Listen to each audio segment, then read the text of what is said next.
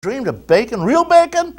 Have you ever dreamed of wonderful seasoned crotons, nuts, black olives, cheese, eggs, anything you want?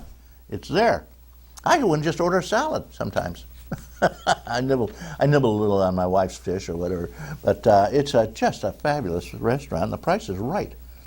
You wouldn't be surprised how cheap it is to eat at the Lakeview. It's just a wonderful place. The drinks are cheap.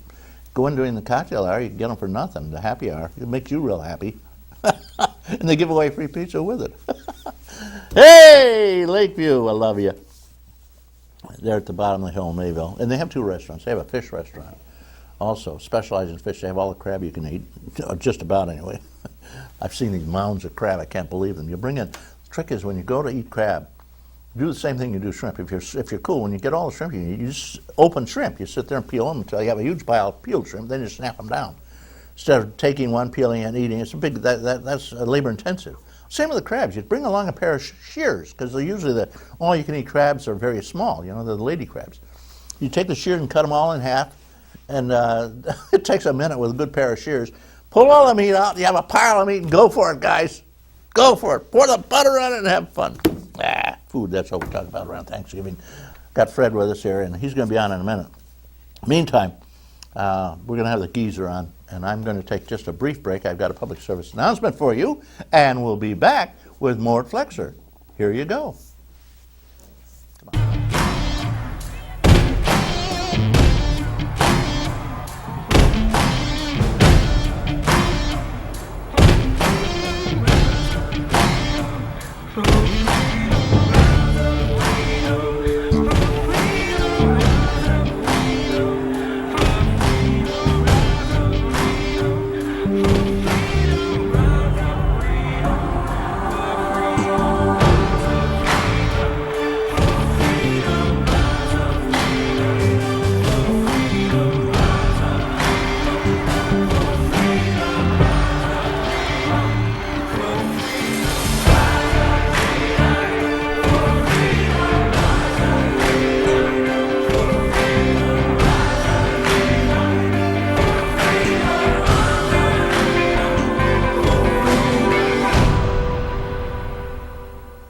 There you go. The right to gather and complain.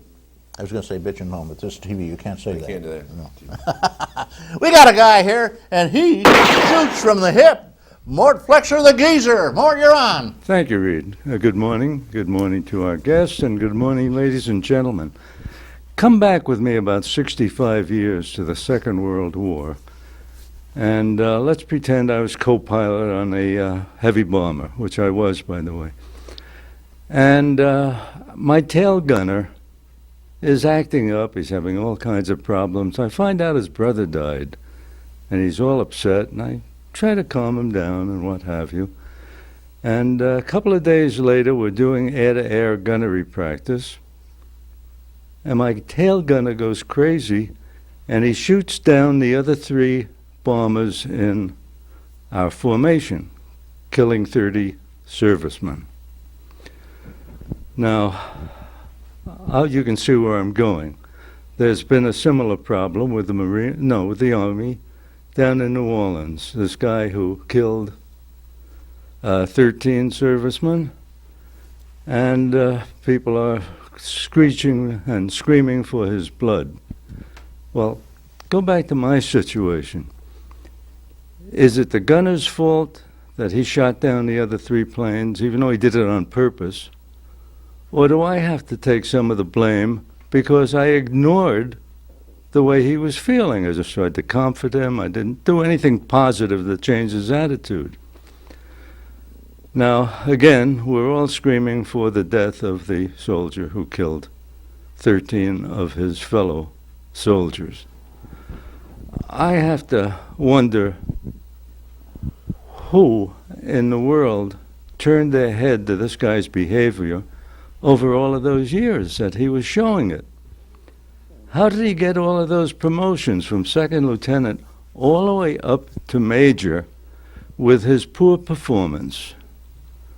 I think the blame, just as in the analogy I gave you, some of the blame has to come to me. In that other situation, there are a lot of people who promoted this guy up the ranks, up higher, and did nothing about his poor behavior. Let's stop screaming for his blood and start looking at the guys who got him into the position where he was able to kill all of those servicemen. Thank you, Reed. Thank you, Mark. Well said. Mr. Hassan, the killer, had been acting out. He had he was on the websites, which was known for some pretty crazy ideas about killing and suicide and so forth.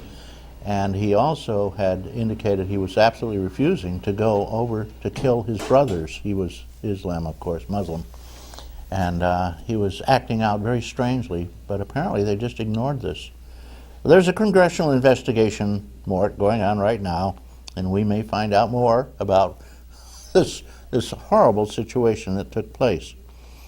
Okay, guys, we have a guest here who's going to talk about Chautauqua County, the legislature, and cows.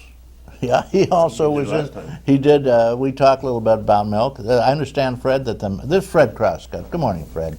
Good morning, Reed. Thank you for joining us. I know you have to give up your Saturday morning to come over here and fool around, and it's just wonderful. You get a chance to. The people get a chance to talk to one of our legislators. You've held some pretty high positions in the legislature now in the past. Well, I've been fortunate enough to be minority leader. Minority leader. And at this point in time, this day, we don't really know who will be in control of the legislature next year. Is that so? Why is that now? Well, there is one race in District 7 between Bob Stewart and Leon Baytall that will be decided later this week, hopefully, depending on the judge.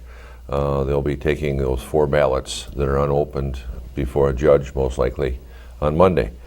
And at that time, he will review the absentee ballots, and he will decide how many will be opened. Right now, Legislator Stewart has a 1-vote lead, and we'll find out, hopefully, like I said, later this week. But if the judge doesn't open them on Tuesday or Monday, it'll probably be another week before the judge does make his decision. And at that point, if it's a tie, then we'll have to have another special election. I do not know if the governor has to order this or whether they can simply have another election.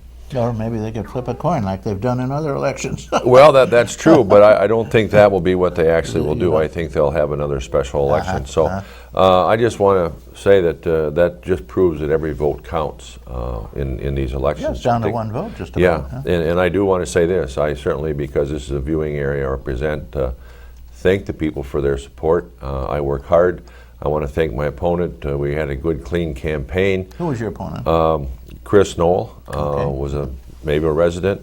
I met him, we talked, and I really give him credit because there are so many people that don't care to get involved in politics.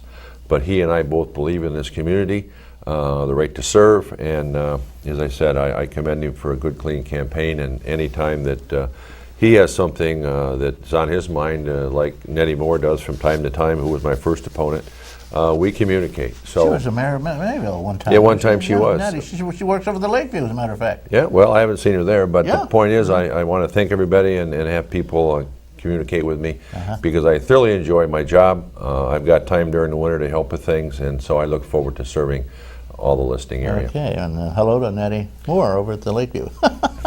She's the maitre d' of sorts there. Oh, really? I'll have to stop in. You have to stop in the I haven't been to that side of the thing. That's beautiful, wonderful. The other side. You know, one of the partners there is an architect, professional architect. He redesigned the insides, are beautiful. And they close during the winter, excepting for Friday and Saturday. They're open on the weekends. Okay. And they have fish there you wouldn't believe. Maybe my wife and I can get there on our snowmobiles.